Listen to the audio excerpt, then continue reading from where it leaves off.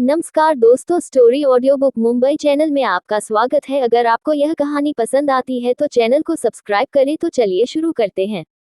Hotel में अब तक आप लोगों ने पढ़ा कि हर्षवर्धन रावत जिंदल ब्रदर्स पर गुस्सा करता है क्योंकि उन लोगों ने अनाया पर आवाज ऊंची की थी। अनाया एक गहरी सांस लेकर बोली, तुम लोगों को माफी मांगने की जरूरत नहीं है, मुझे बस तुम लोगों का ब्लड सैंपल चाहिए किसी के साथ डीएनए टेस्ट करवाने के लिए, इसीलिए मैंने तुम लोगों को यहाँ बुलाया है। यह सुनकर वह दोनों ही थोड़े कंफ्यूज हो जाते हैं और वह सवालिया नजरों से हर्षवर्धन और अनाया को देखते हैं, जैसे पूछ रहे हो किसके साथ डीएनए टेस्ट करवाना है। अनाया उनका सवाल समझ गहरी सांस लेकर बोली, यह तो मैं तुम लोगों को नहीं बता सकती, लेकिन इतना बता सकती हूँ कि यह बात काफी बड़ी है और काफी पुरानी भी। यह सुनकर वह दोनों ही हर्षवर्धन की ओर एक नजर देखते हैं, जिसकी आंखें अभी भी खाली थी। तो आकाश जिंदल अपने भाई को देखता है, जैसे पूछ रहा हो क्या करना है भाई। तो हर्षद जिंदल गंभीर आवाज में बोला, ठीक है, जैसा आप चाहे, आप हमारे ब्लड सैंपल ले सकते हैं। अनाया गहरी सांस लेकर बोली, ठीक है। इतना बोलकर वह पास पड़ी हुई टेबल से एक बोतल निकालती है और हर्षद जिंदल के ब्लड सैंपल ले लेती है। फिर वह अपने प्यारे हब्बी की ओर देखकर बोली, मुझे चलना चाहिए। यह सुनकर हर्षवर्धन गंभीर आवाज में बोला, बिना सिक्योरिटी के नहीं, तुम्हें पता है बाहर वह लोग तुम पर नजर गड़ाए बैठे हैं और मुझे जहां तक पता है इस बार वह तुम्हें इतनी आसानी से नहीं जाने देंगे। तो अनाया एक टेढ़ी मुस्कान के साथ बोली, और मैं भी नहीं चाहती कि वह मुझे जाने दे, और मुझे पता है जब तक मेरा हैंडसम हब्बी मेरे साथ है वह लोग मुझे नहीं छू पाएंगे, वैसे भी यह तो उनके लिए जाल है। इतना बोलकर वह टेढ़ी मुस्कान देती है और अपना बैग कंधे पर डालते हुए वहां से बाहर जाने लगी। उसके जाने के बाद हर्षवर्धन अपने सेक्रेटरी को फोन करते हुए बोला, अपनी मैडम के आसपास की सिक्योरिटी बढ़ा दो, लेकिन ध्यान रखना उसे दूर से ही गार्ड करना, और जो लोग भी उसका पीछा कर रहे हैं उन्हें भनक तक मत लगने देना। जब तक वह लोग तुम्हारी मैडम को कोई नुकसान ना पहुंचाएं, तब तक उन पर हाथ मत डालना। फिर एक गहरी सांस लेकर एक धमकी देने की अंदाज में बोला, और अगर तुम्हारी मैडम की बॉडी पर एक खरोच भी आई तो जिंदा रहने के बारे में भूल जाना। इतना बोलकर वह फोन काट देता है। वही उसकी धमकी का असर सेक्रेटरी पर कुछ इस कदर हुआ कि वह खड़े खड़े ही कांपने लगा। उसे पता था उसका बॉस कितना डेविल है। वो डरते हुए बोला, चलो रजत, काम पर लग जाओ। अगर तुम्हारी मैडम को कुछ हुआ तो तुम्हारा वह डेविल बॉस तुम्हें जिंदा नहीं छोड़ेगा। दूसरी ओर कमरे में जैसे ही हर्षवर्धन फोन रखकर खड़ा होने वाला था, हर्षद जिंदल गंभीर आवाज में बोला, क्या चल रहा है हर्षवर्धन? जहां तक मुझे पता है तुम्हें सब कुछ पता है, तो तुम कुछ बोल क्यों नहीं रहे? हर्षवर्धन एक गंभीर आवाज में बोला, जब तक मेरी बीवी नहीं चाहती मैं तुम्हें कुछ नहीं बता सकता। इतना बता सकता हूँ कि तुम्हारे खानदान पर बहुत बड़ा खतरा मंडरा रहा है। सालों पहले तुम्हारा पूरा परिवार एक साजिश का शिकार हुआ था और आज तक तुम लोग उस साजिश में फंसे हुए हो। वही यह सुनकर उन दोनों भाई की मुठ्ठियां कस गई, क्योंकि वह दोनों ही अपने परिवार से कुछ ज्यादा ही प्यार करते थे। आकाश जिंदल थोड़े नाराज आवाज में बोला, हर्षवर्धन भाई, हमें पता है कि आपको सब कुछ पता है, लेकिन आप फिर भी हमसे सब कुछ छुपा रहे हैं। आप ऐसा क्यों कर रहे हैं? तो हर्षवर्धन गुस्से में मुठ्ठियां करते हुए नाराज आवाज में बोला, क्योंकि तुम लोगों की गलती और लोगों की सही परखना ना होने की वजह से मेरे किसी अपने ने बहुत कुछ सहा है, तो थोड़े बहुत दर्द सहन करना तो तुम लोगों को भी बनता है। वही उसकी बात सुनकर वह दोनों ही हर्षवर्धन को अविश्वास से देखने लगे। उन लोगों को समझ नहीं आ रहा था कि वह किस अपने की बात कर रहा है। हर्षवर्धन को इस तरह से पहेलियां बुझाता देख हर्षद जिंदल थोड़ी परेशान आवाज में बोला, क्या कह रहे हो हर्षवर्धन? साफ साफ बताओ। तो हर्षवर्धन वहां से जाते हुए बोला, मेरी बीवी तुम लोगों की पहले ही काफी मदद कर चुकी है, उससे ज्यादा मदद करने का मेरा कोई इरादा नहीं है। इतना बोलकर वह उस खुफिया रास्ते से कमरे से चला जाता है जहां से वह आया था, ताकि बाहर किसी को पता ना चले कि हर्षवर्धन भी मीटिंग में शामिल था। वही उनके जाने के बाद आकाश जिंदल पास पड़ी टेबल पर एक लात मारते हुए गुस्सैल आवाज में बोला, भाई, यह लोग अपने आप को समझते क्या है? इस तरह से पहेलियां क्यों बुझा रहे हैं? साफ साफ बता क्यों नहीं देते कि बात क्या है? तो हर्षद जिंदल उसे शांत करते हुए बोला, शांत हो जाओ आकाश, वो पहले ही हमारी काफी मदद कर चुके हैं। यह सुनकर आकाश जिंदल गुस्सेल आवाज में पूछता है, कौन सी मदद? वो बस हमें कंफ्यूज करके गए हैं। यह सुनकर हर्षद जिंदल उसे समझाते हुए बोला, तुम अभी भी नहीं समझे। डॉक्टर एन को यहाँ आकर हमसे बात करने की जरूरत नहीं थी, न ही यह बताने की जरूरत थी कि हम पर नजर रखी जा रही है। वह खुद का बचाव करने की काबिलियत रखती है, और अब हमें यह भी पता है कि वह हर्षवर्धन की वाइफ है, तो उसे किसी से डरने की जरूरत नहीं है।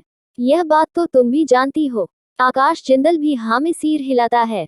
तभी हर्षद जिंदल आगे बोला, इसका मतलब है कि वह जानबूझकर यहाँ आई ताकि हमें अपने दुश्मनों से आगाह कर सके। वैसे भी अगर उन्हें हमारा ब्लड सैंपल ही चाहिए था तो वह ऐसे भी ले सकती थी। आखिरकार उन्होंने ही मेरी सर्जरी की थी, और उनके लिए एक छोटा सा ब्लड सैंपल लेना कोई बड़ी बात नहीं थी। वही यह सब कुछ सुनकर आकाश जिंदल भी समझ गया कि हर्षद जिंदल कहना क्या चाहता है। इसीलिए वह थोड़ा दुखी स्वर में बोला, आई एम सॉरी भाई। मैं गुस्से में यह सब कुछ समझ नहीं पाया। फिर वह गहरी सांस लेकर बोला, लेकिन भाई वह हमारी मदद क्यों कर रही है? जहां तक मुझे पता है हम उनसे पहले कभी नहीं मिले, और जब से वह मिली है तब से मुझे ऐसा लग रहा है जैसे मैं उन्हें पहले से जानता हूँ। यहाँ तक कि हमारा वह जिद्दी छोटा भाई ज्ञान भी डॉक्टर ऐना से काफी क्लोज है और उसकी सारी बातें मानता है। मैंने दादाजी को भी एक बार उससे बात करते हुए देखा था, वह भी उनसे काफी पोलाइट होकर बात कर रहे थे। यह है कौन जो हमारे परिवार में कुछ ज्यादा ही धूल मिल रही है, जिसके बारे में हमें भी नहीं पता। यह सुनकर हर्षद जिंदल भी गहरी आवाज में कुछ सोचते हुए बोला, मुझे भी उसके साथ कुछ ऐसा ही कनेक्शन फील होता है, जैसे वह हमसे रिलेटेड है। लेकिन हमारा क्या रिलेशन है वो हम समझ नहीं पा रहे हैं। लेकिन तुम चिंता मत करो, हम इस बारे में बहुत जल्द पता कर लेंगे। और वैसे भी इस वक्त हमारी प्रायोरिटी हमारा छुपा हुआ दुश्मन होना चाहिए। क्या जिंदाल भाई अनाया की पहेलियां सुलझा पाएंगे? और क्या मकसद है अनाया का इनसे मिलने का? क्लब के प्राइवेट रूम में दूसरी ओर क्लब के प्राइवेट कमरे के अंदर दो लोग बिस्तर पर लेटे हुए थे, और कपड़ों के नाम पर उन दोनों के ऊपर चादर की एक पतली सी लेयर थी।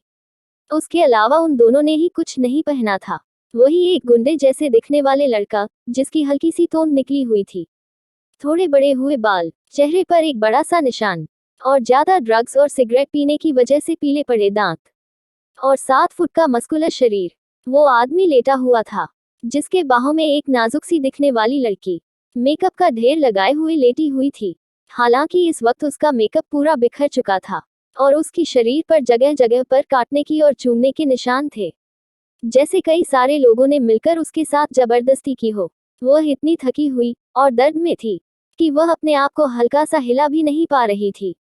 वह भद्दा सा देखने वाला आदमी एक कृपी हंसी हंसते हुए बोला, जानवी बेबी तुम तो काफी कमजोर निकली। लगता है अब तुम्हारे बर्दाश्त करने की हद काफी कम हो चुकी है, इसीलिए तुम मुझे अकेले को भी बर्दाश्त नहीं कर सकती। पहले तो मैंने सुना था तुम काफी स्ट्रांग थी, एक ही रात में दो दो को जेल लेती थी। हाँ मेरे क्यूट रीडर, आप लोगों ने बिल्कुल सही सुना। यह कोई और नहीं हमारी एक्ट्रेस जानवी कपूर है, जो यहाँ पर किसी को मिलने आई थी, या फिर कह सकते हैं किसी को खुश करने आई थी। जानवी उस आदमी की बात सुनकर दर्द भरी आवाज में बोली, तुम्हें ज्यादा उछलने की जरूरत नहीं है। तुमने मेरा काम नहीं किया। मैंने तुम्हें उस बीच अनाया को मारने का कॉन्ट्रैक्ट दिया था। तुम उसे मार तो नहीं पाए, लेकिन फिर भी तुमने अपना काम का मजा ले लिया। यह सुनकर वह अपने आप को एक नजर देखी है। पता नहीं क्यों, लेकिन आज उसे खुद पर ही गुस्सा आ रहा था। तभी वह आदमी क्रीपी सी हंसी हंसते हुए बोला, जानवी बेबी तुम्हें क्या लगता है तुम सुल्तान भाई से बच सकती हो? बिल्कुल नहीं। सुल्तान को अपने काम का पैसा निकलवाना आता है। वैसे भी पैसे से ज्यादा मुझे तुम्हारी बॉडी पसंद है, इसीलिए तुम अपनी बॉडी से कीमत चूकती हो। उसमें गलत क्या है? वैसे भी हमने अपने काफी आदमी खो दिए उस हमले में। अब तक पता नहीं चला कि कौन से कुत्ते ने मेरे आदमी को मारने की हिम्मत की है। यह सुनकर जानवी भी खामोश हो गई। वह गहरी सांस लेकर बोली, मैं अपनी कीमत पहले ही दे चुकी हूँ। अब तुम अपनी बात से मुकर नहीं सकते।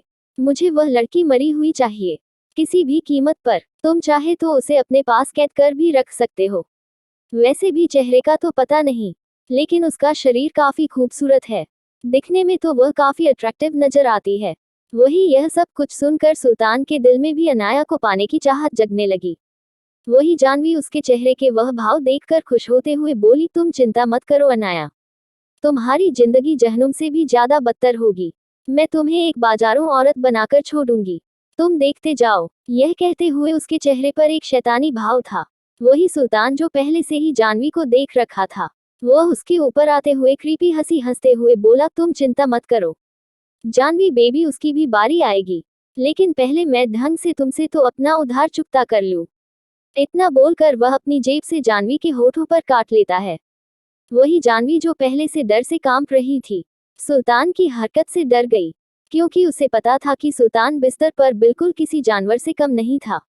वह बहुत मुश्किल से उसे अब तक झेल रही थी। वह यही सोच रही थी कि किस तरह से वहां से उसे भेजे। वैसे भी यह क्लब काफी बदनाम था। यहाँ पर सिर्फ गुंडे, मवाली और अमीर लोग अपने शौक पूरे करने के लिए आते थे, अपने शरीर की जरूरत पूरी करने के लिए आते थे। यहाँ पर हर तरह की शराब, शबाब और लड़कियां मिलती थी। यह बात हर किसी को पता थी, लेकिन यहाँ का मालिक सुल्तान था, जिसका अंडरवर्ल्ड में अच्छे कनेक्शन थे, जिसकी वजह से पुलिस भी यहाँ पर आने से डरती थी। लेकिन अक्सर मीडिया वाले छुपाकर यहाँ पर नजरें रखते थे, क्योंकि कई सारी हीरोइन और मॉडल बिजनेसमैन को अपनी ओर आकर्षित करने के लिए यहाँ आती थी, ताकि वह उनके साथ रात बिताकर उन्हें फेमस कर दे। इस जगह उन सबके लिए सबसे अच्छी थी। रातों रात फेमस होने वाले लोग अक्सर यहीं से निकलते थे। इसीलिए जानवी सोच रही थी कि वह किस तरह से छुपते छुपाते यहाँ से निकले। जानवी कुछ सोचती उससे पहले ही उसे एक जोर का झटका लगता है और उसके मुंह से जोर की चीज निकल जाती है। लेकिन उसकी चीज से सुल्तान को कोई फर्क नहीं पड़ता। वह इसी तरह उसके साथ वाइल्ड तरीके से रोमांस करने लगता है। अब उसे कमरे में जानवी की चीखने चिल्लाने की आवाज आ रही थी। उसके साथ उसके शरीर पर जगह जगह पर काटने के निशान बन रहे थे, और जानवी इन सब का जिम्मेदार अनाया को मानकर खुश हो रही थी। जानवी यहाँ पर कुछ साल पहले आई थी, जब उसने इंडस्ट्री में कदम रखा था और वह स्ट्रगल कर रही थी। राजेश कपूर ने उसके लिए काफी सारे रास्ते खोले थे, इन्वेस्टमेंट की थी, लेकिन फिर भी जानवी कुछ ज्यादा ही लालची थी। इसलिए वह एक बार अपने कुछ मॉडल दोस्तों के साथ यहाँ आई थी। वह लोग भी उसी तरह नाम कमाया था, तो जानवी देखना चाहती थी कि यहाँ होता क्या है। उस वक्त सुल्तान की नजर जानवी पर पड़ी थी। जानवी भी पहले से कोई सती सावित्री नहीं थी। उससे भी सुल्तान का इतना पावर रखना पसंद आ रहा था। उसे पता था कि सुल्तान अंडरवर्ल्ड से जुड़ा हुआ था, इसलिए वह अपने इलीगल काम करने के लिए उसके साथ कनेक्शन बनाना चाहती थी, और उसने यह सब कुछ किया। लेकिन सुल्तान पैसों के बदले जानवी में इंटरेस्ट रखता था, और उसने इस मौके का फायदा उठाकर एक बार जानवी को चख लिया, क्योंकि जानवी को कुछ इलीगल काम करवाना था। उसकी कीमत सुल्तान ने उसकी बॉडी से लगाई थी, और जानवी भी उस वक्त मान गई थी। लेकिन एक बार चखने के बाद सुल्तान ने जानवी को छोड़ा नहीं, और वह हर बार जानवी के दिए कामों के लिए उसकी बॉडी मांगता था। और पिछली बार जानवी ने अनाया को रास्ते से हटाने के लिए सुल्तान की मदद मांगी है, और उसकी कीमत भी जानवी की बॉडी ही थी। इसी तरह वह सुल्तान की चाल में फंसती गई, और आज हाल ऐसे थे कि जानवी इस दलदल में बुरी तरह से फंस चुकी थी। लेकिन वह खुद के साथ अनाया को भी इसमें खींचना चाहती थी। क्या जानवी होगी अपनी चाल में कामयाब, और क्या अनाया फंसेगी इस दलदल में, और क्या प्लान कर रही है जानवी? अगर आपको अगला एपिसोड चाहिए तो लाइक करें, कमेंट करें और चैनल को सब्सक्राइब करें।